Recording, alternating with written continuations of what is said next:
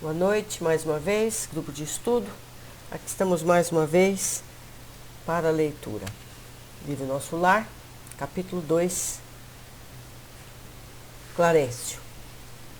Suicida, suicida, criminoso, infame! Gritos assim cercavam-me de todos os lados, onde os sicários de coração empedernido, por vezes enxergava-os de relance, escorregadios na treva espessa, e quando meu desespero atingia o auge, atacava-os, mobilizando extremas energias. Em vão, porém, esmurrava o ar nos paroxismos da cólera. Gargalhadas sarcásticas feriam-me os ouvidos, enquanto os vultos negros desapareciam na sombra. Para quem apelar? Torturavam-me a fome, a sede me escaldava, comezinhos fenômenos da experiência material patenteavam-me aos olhos. Crescera minha barba, a roupa começara a romper-se aos esforços da resistência na região desconhecida. A circunstância mais dolorosa, no entanto, não é o terrível abandono a que me sentia votado, mas o assédio incessante de forças perversas que me assomavam nos caminhos ermos e escuros. Irritavam-me, aniquilavam-me a possibilidade de concatenar ideias. Vejam só, hein? Ele sentia fome, frio, as roupas estavam rasgadas, a barba cresceu. Como é que pode? Vamos perceber isso mais adiante.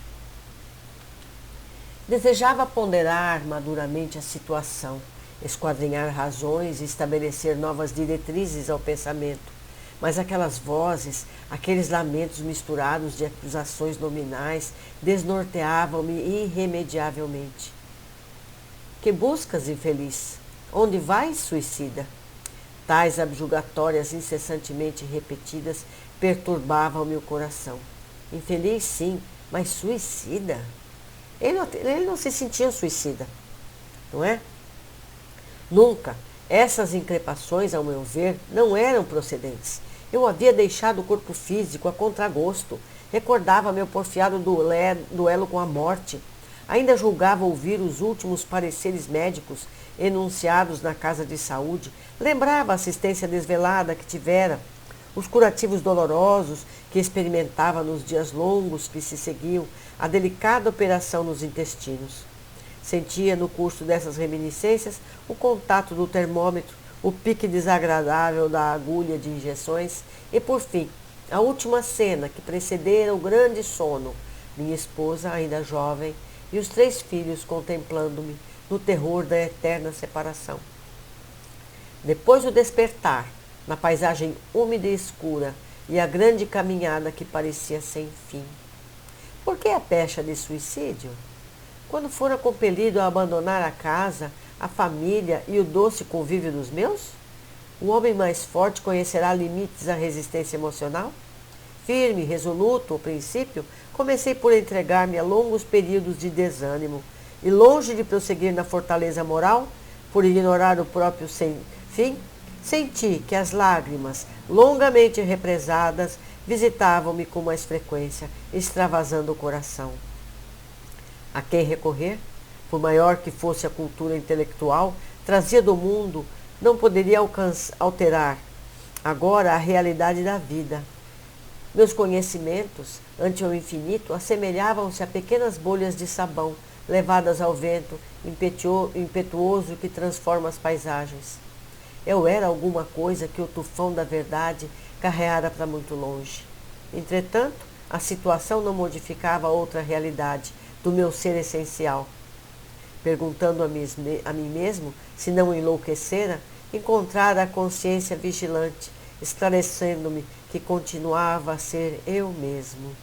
Com o sentimento, a cultura colhidos na experiência material, persistiam as necessidades fisiológicas sem modificação. Vocês estão vendo? Ele lembrava tudo, ele sabia que ele era médico, ele seria capaz de lembrar do seu trabalho, da sua cultura, das coisas que ele aprendeu em vida. Ele continuava tendo necessidades fisiológicas de fome, sede. Ele não entendia essa situação. Continuando. Castigava-me a fome todas as fibras, e nada obstante o batimento progressivo não me fazia cair definitivamente em absoluta exaustão. De quando em quando, deparava-me verduras que se pareciam agrestes em torno de humildes filetes de água, e que ao que me atirava sequioso. Gente, ele comia capim, bebia lama.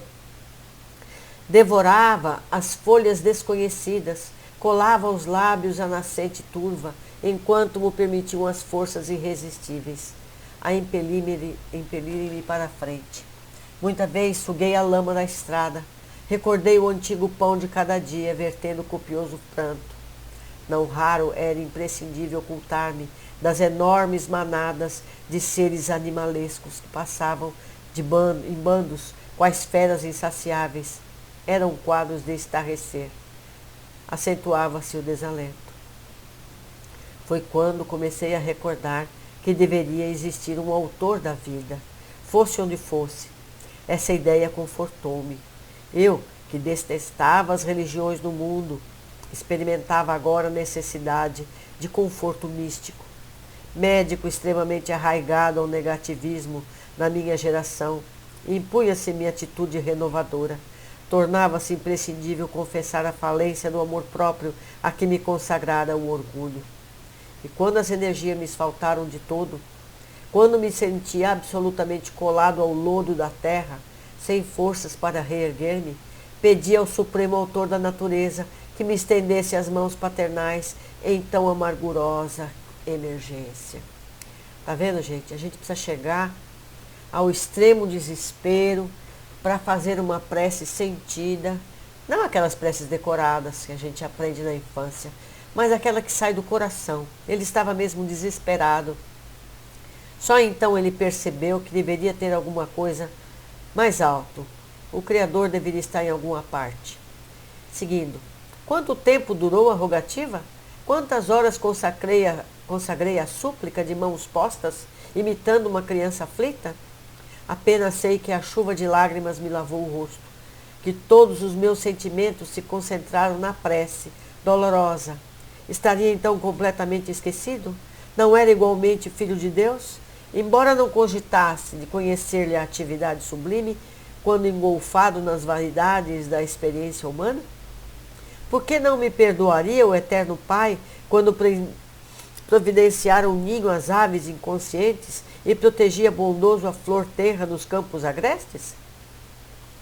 Ah, é preciso haver sofrido muito para entender todas as misteriosas belezas da oração. É necessário haver conhecido o remorso, a humilhação, a extrema desventura, para tomar com eficácia o sublime elixir da esperança. Foi nesse instante que as neblinas espessas se dissiparam, e alguém surgiu, emissário dos céus. Um velhinho simpático me sorriu paternalmente, inclinou-se, fixou nos meus os grandes olhos lúcidos e falou: coragem, meu filho, o Senhor não te desampara. Olha só que emoção ele deve ter sentido, hein? Se atendida a sua súplica.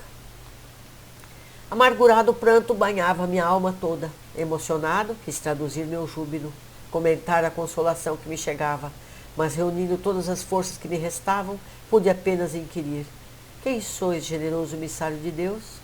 O inesperado benfeitor sorriu bondoso e respondeu: chama-me Clarencio, sou apenas o teu irmão. E percebendo meu esgotamento, acrescentou: agora permanece calmo e silencioso. É preciso descansar para reaver as energias. Em seguida, chamou 2 companheiros que guardavam atitude de servos desvelados e ordenou: prestemos ao nosso amigo e socorros de emergência. Alvo lençol foi estendido ali mesmo, à guisa de maca improvisada, prestando-se ambos os cooperadores a transportar-me generosamente. Quando me alçaram, cuidadosos, Clarencio meditou um instante e esclareceu como quem recorda inadiável obrigação: vamos sem demora. Preciso atingir o nosso lar com presteza possível. É isso, meus queridos. Esse foi o capítulo. Vamos analisar agora tudo que nos foi destacado. Primeiro, as sensações. A gente viu que ele sentia tudo, como se ele estivesse encarnado, como se ele tivesse um corpo físico. O que nos diz Kardec na questão 237? Uma vez de volta ao mundo dos espíritos, conserva a alma as percepções que tinha na Terra? Resposta dos espíritos: sim, além de outras de que aí não dispunha, porque o corpo qual véu sobre elas lançado, as obscurecia. A inteligência é um atributo que tanto mais livremente se manifesta no espírito, quanto menos entraves tenhas de vencer. Viu? Questão seguinte. A perda da noção do tempo e do espaço. Ele não sabia quanto tempo ele estava ali. Sabia que era muito, mas ele tinha lembrança de tudo que tinha acontecido. Da situação no hospital, a família e tudo mais. Questão 240 do Livro dos Espíritos. A duração do tempo aos espíritos a compreendem como nós? Resposta: não. E daí vem que nem sempre nos compreendeis, quando se trata de determinar datas ou épocas. Os espíritos vivem fora do tempo como o compreendemos. A duração para eles deixa, por assim dizer, de existir. Os séculos, para nós, tão longos, não passam aos olhos deles de instantes que se movem na eternidade. Do mesmo modo que os relevos do solo se apagam e desaparecem para quem os eleva no espaço. A gente está sempre preocupado, não é verdade? Quando isso vai acontecer? Até quando isso vai levar? Para a espiritualidade, o que importa são os resultados, não o quanto tempo leve. Cabe a nós ser mais prestativo, mais dedicado para que as coisas aconteçam. Outra questão, achar que estava vivo. No livro Céu e Inferno, parte 2, capítulo 1, item 12. Recolhido de improviso, o espírito fica como que aturdido e sente e pensa e acredita estar vivo, prolongando-se esta ilusão até que compreenda o seu estado. Esse estado intermediário entre a vida corporal e a vida espiritual é um dos mais interessantes para ser estudado, porque apresenta um espetáculo estranho de que um espírito que julga o seu corpo fluídico seja material, experimentando ao mesmo tempo todas as sensações da vida física. Interessante. Muito interessante. Porque do lado de lá, a matéria mais fluídica, tudo em relação a essa mesma frequência. Então ele muda de frequência e tudo que está lá também muda. Então para ele é tudo igual como estava aqui. A quarta observação. Por que o chamavam de suicida? Na questão do Livro dos Espíritos, 952. Comete suicídio o homem que perece vítima de paixões que ele sabia lhe haviam de apressar o fim. Porém, que já não podia resistir, por havê-las o hábito mudado em verdadeiras necessidades físicas? Resposta. É um suicídio moral. Não percebeis que, nesse caso, o homem é duplamente culpado? Há nele, então, a falta de coragem e bestialidade acrescidas do esquecimento de Deus. 952A. Será mais ou menos culpado do que o que tira a vida de si mesmo por desespero? Resposta. É ainda mais culpado, porque teve tempo de refletir sobre o seu suicídio. Naquele que o faz instantaneamente, há muitas vezes uma espécie de desvairamento de alguma coisa, tem de loucura. O outro será muito mais punido. Por isso que as penas são proporcionais. Sempre a consciência que o culpado tem das faltas que comete. Interessante. Então, se a gente sabe que está fazendo alguma coisa errada para o nosso corpo físico, fumar, por exemplo, a gente sabe que isso está fazendo mal para a nossa saúde. É um suicídio. Seguindo, quinta observação que nós fizemos, a oração. Questão 659 do Livro dos Espíritos. Qual o caráter geral da prece? A prece é um ato de adoração. Orar a Deus é pensar nele, é aproximar-se dele, é pôr-se em comunicação com ele. As três coisas podemos propor-nos por meio da prece: louvar, pedir e agradecer. 659A. A prece torna melhor o homem? Sim, porquanto aquele que ora com fervor e confiança se faz mais forte contra as tentações do mal, e Deus lhe envia bons espíritos para assisti-lo. É este um socorro que jamais se lhe recusa, porquanto pedido com sinceridade. Outra questão do mesmo tema. Como é que certas pessoas que oram muito são, não obstante, de mau caráter, ciosas, invejosas, impertinentes, carentes de benevolência e de indulgência, até algumas vezes viciosas? O essencial não é orar muito, mas orar bem. Essas pessoas supõem que todo o mérito está na longura das preces e fecham os olhos para os seus próprios defeitos.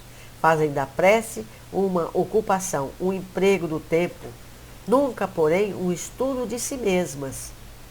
A beneficiária, em tais casos, não é do remédio, e sim da maneira como se aplicam.